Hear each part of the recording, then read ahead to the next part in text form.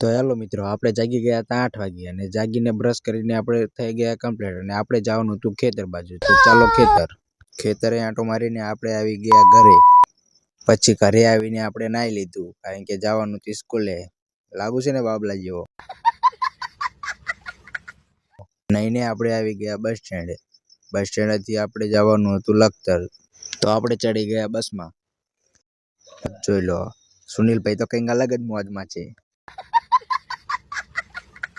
ને પછી આપણે આવી ગયા લખતરના બસ સ્ટેન્ડમાં। તો જોઈ લો, ITI ના બંગા રખડ્યા।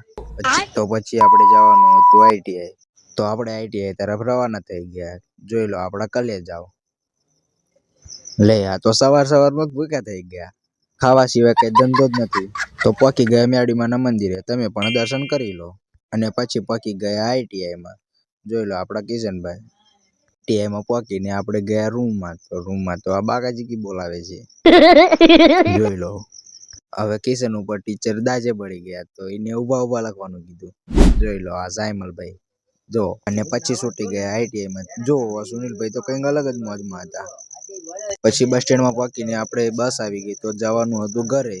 તો ચાલો, ઘરે પહોંચીને આપણું પહેલું કામ દુકાને પહેલા જવાનું।